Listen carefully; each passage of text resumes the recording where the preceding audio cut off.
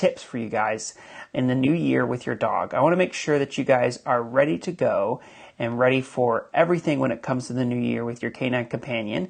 And so one of the biggest things that I get a lot from people is, how do I train my dog when I have such a busy life going on? I have all these things. I have to take care of the kids. I have to go to work.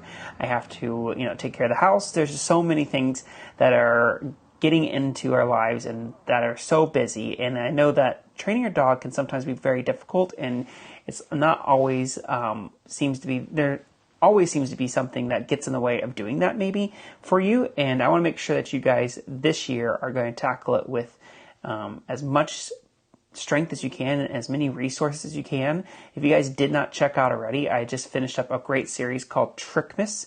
And in that series, we talked about 25 different games you can play with your canine companion. There are different tricks to train your dog that are really cool to show off your friends and family. But we're going to take a different path here in this new series that I'm launching tomorrow. It's called New Dog 2020, and that is basically if you have a new dog, or if you want to rebuild the relationship with your current dog, there's going to be 10 games I'm going to be showing you guys this series. And so we're going to have 10 days right back to back in this series of you guys seeing this dog named Rue, who is going to transform through the 10 different games that I'm going to play with them. And they're really simple games, and that's what I love the most. I think that so many people get so caught up and train their dog for, like, say 15, 30 minutes or an hour. And reality is that training your dog in little sections can be more effective and also a lot easier on your schedule. And I'm going to show you or talk to you guys about 3 different games to do that with your dog today. And if you guys catched my post earlier, when I posted about doing this live stream today, I talked about how you could play this really simple game, a really great connection point with your dog, by basically just petting and then giving your dog a treat. And we're going to dive into how much you can accomplish with that little interaction with your dog and what that can mean for you, particularly for those that are interested in getting their dog to be more focused on you without always having food. And I think that's also something I see a lot in my news feeds and questions that people send me, is that they want to know how they can train their dog without using food. And those that have been part of Doggy Dojo probably have heard this explanation many, many times, but it's always a good one. And it's basically called the Pet Then Treat game. Well, we are here live right now. And if you have any questions or comments, whether you're on Instagram, Facebook, or YouTube, I got all 3 of you guys going on right now in this new thing that I'm doing here with live streaming. And I'm hoping that on Tuesdays, around 2, we're working on some details here, but Tuesday around 2, I'm going to be bringing you guys a live stream each week. And this is going to be great content for you guys to absorb. I'm also going to bring in some special guests from all over the world to help kind of explain your dog and make you have an understanding, or help you have an understanding of your canine companion, how to really tackle 2020 and have a great and awesome 2020 with your canine companion. Are you ready for this? Let me know in the comment section. Go ahead and comment them right down below, and I'd love to hear for some feedback from you guys and see how that's what that means to you guys. If that means if you're excited about that, or if there's something that you really, really would love me to cover in 2020, I want to know in the comment section down below. So, without further ado, the Pet Then Treat game. The Pet Then Treat game is a very effective game for you and your canine companion.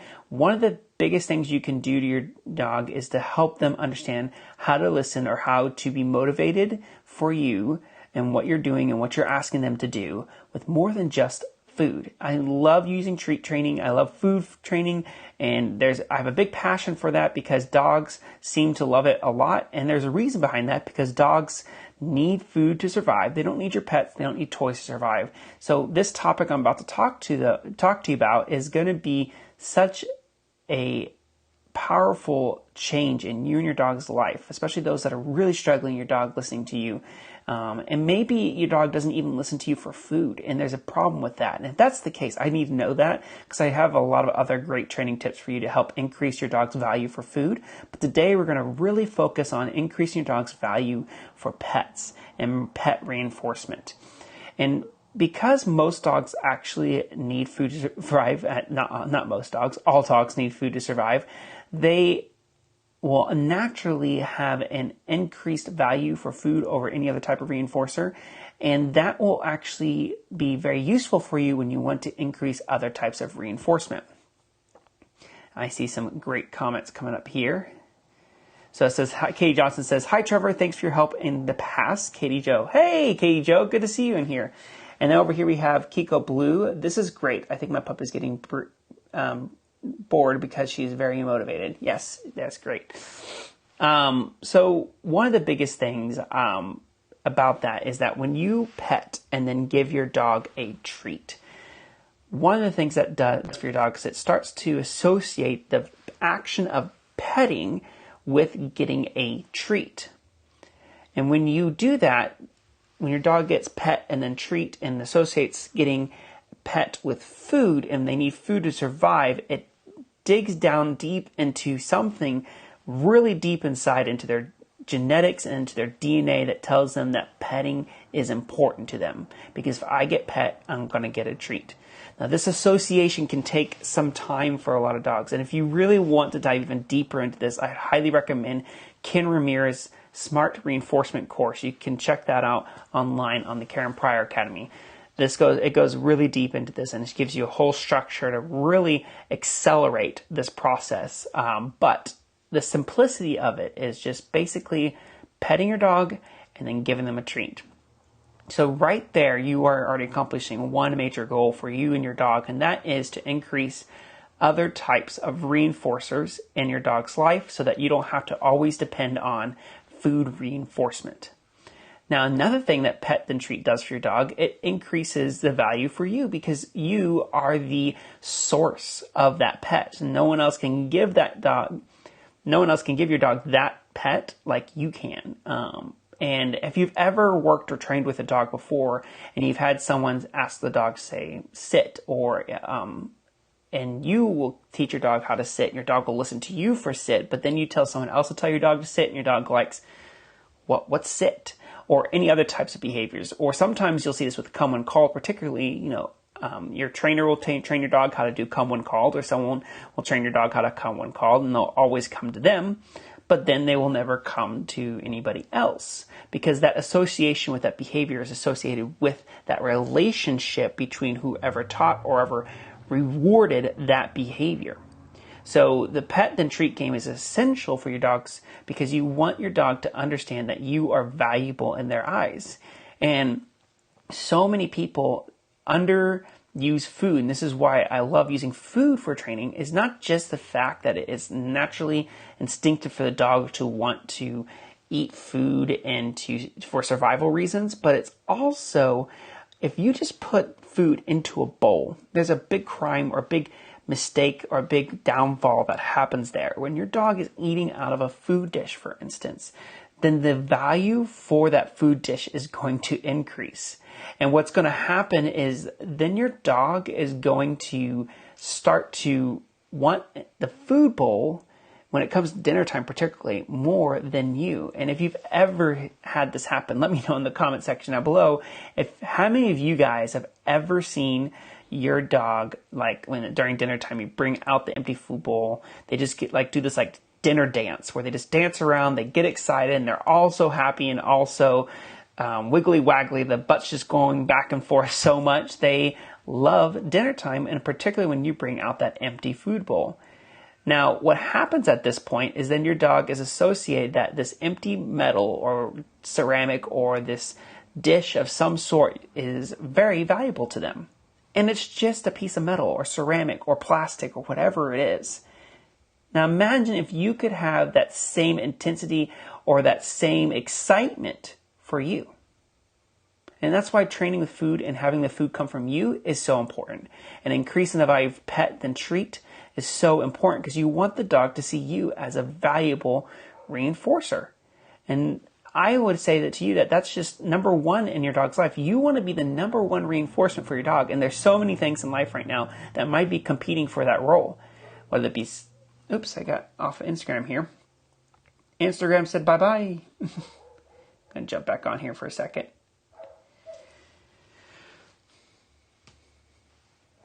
Cool. Sorry, guys. Just had to get back to live and get everything going again. Instagram decided to fail over here, but everything looks like it's rocking over here. Let me know in Facebook and YouTube world if you guys can hear me and see me.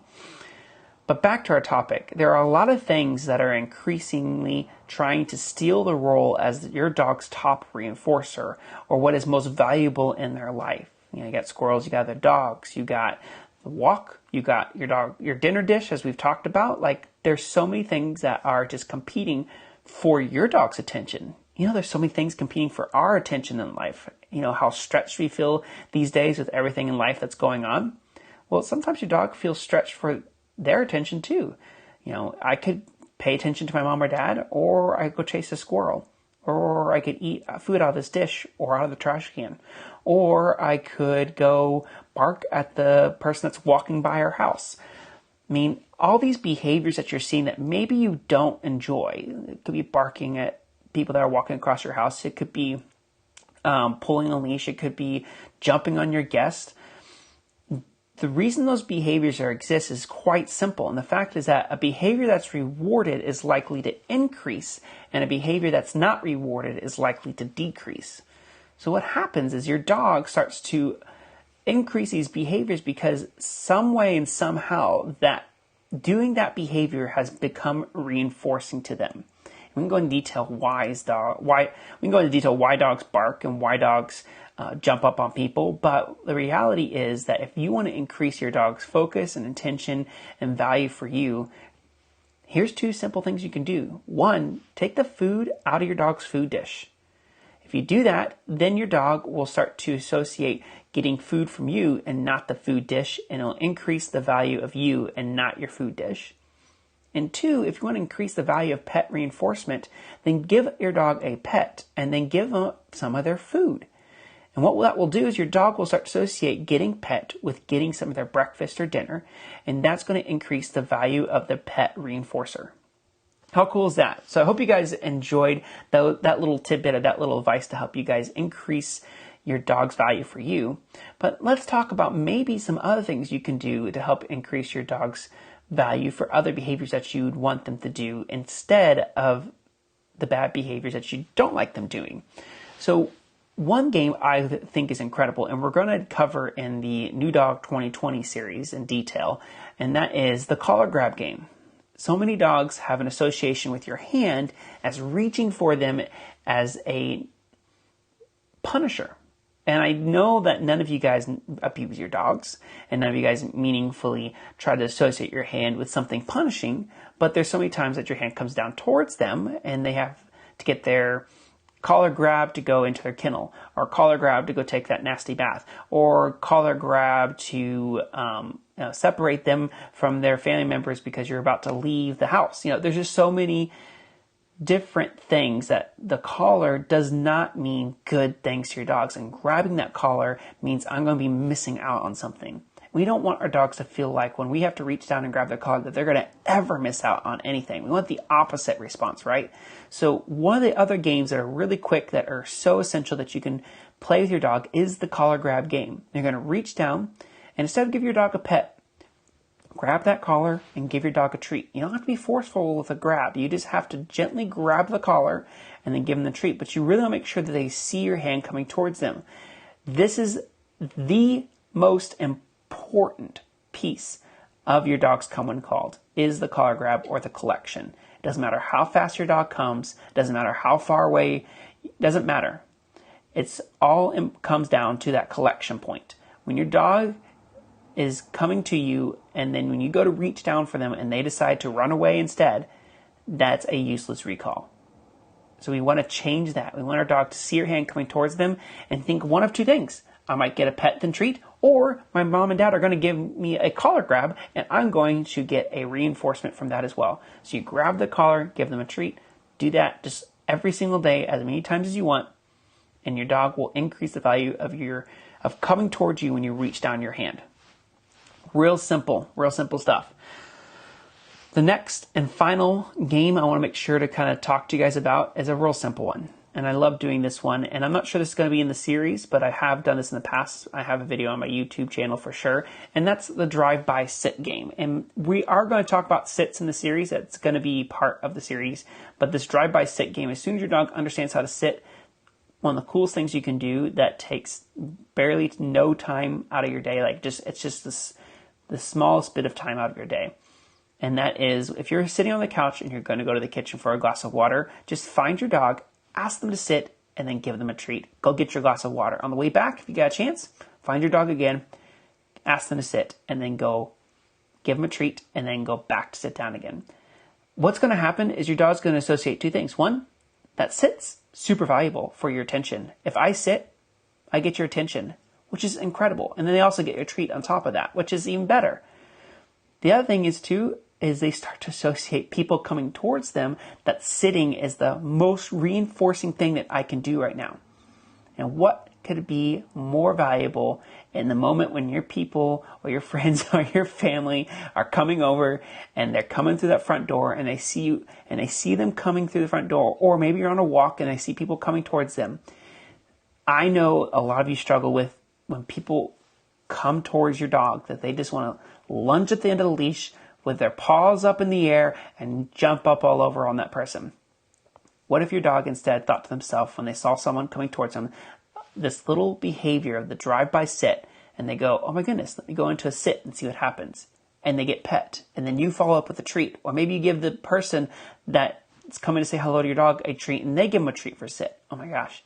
Why am I jumping up on people when I have lost so much when it comes to treats I could have gotten if I had just sat for this person instead?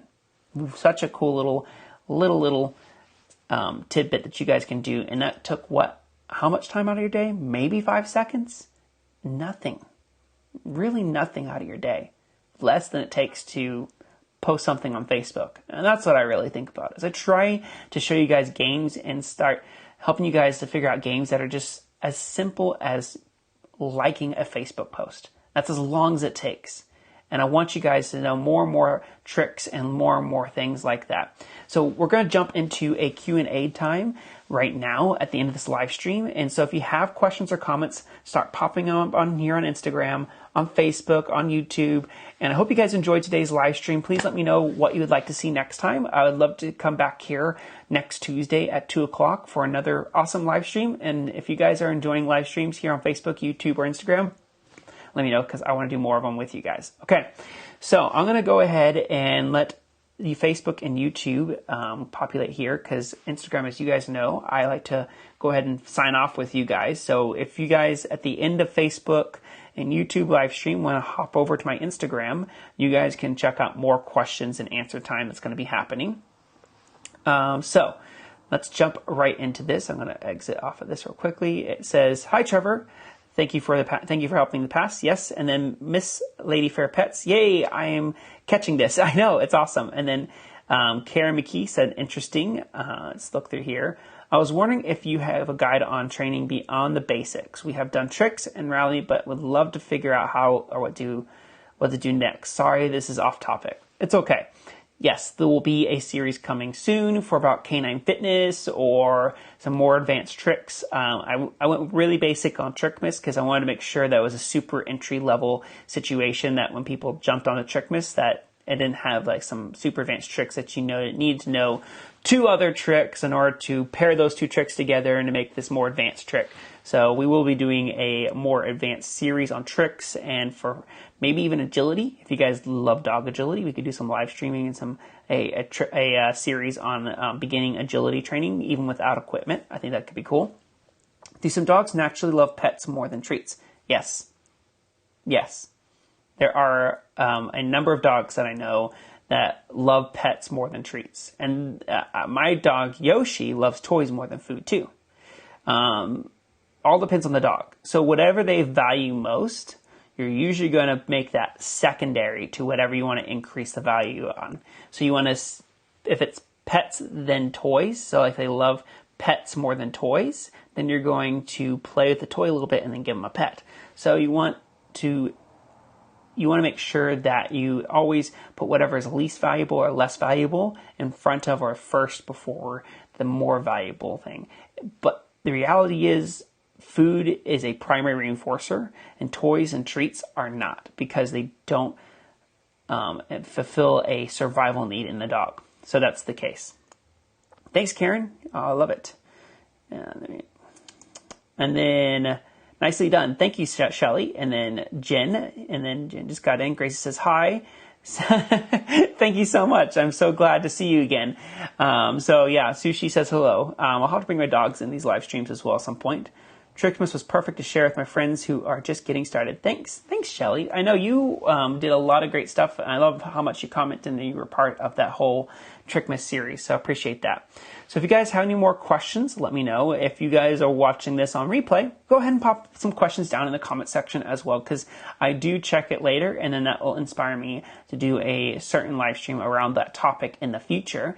So it's so important that you guys joined. I hope you guys enjoyed this whole setup. I'm going to show Instagram my setup here at the end here. I'm going to pull the camera back, and they're going to be able to see behind the scenes and see this office as it is. Hope my wife doesn't mind. But yeah, so I hope to do more. I think it's really cool that we can do all this stuff, and I can talk to you guys right here, right now. And right now I'm going to pop over to Instagram, and thank you for joining as always. Make sure you guys have some fun with your dogs, and we'll see you all next time. Bye.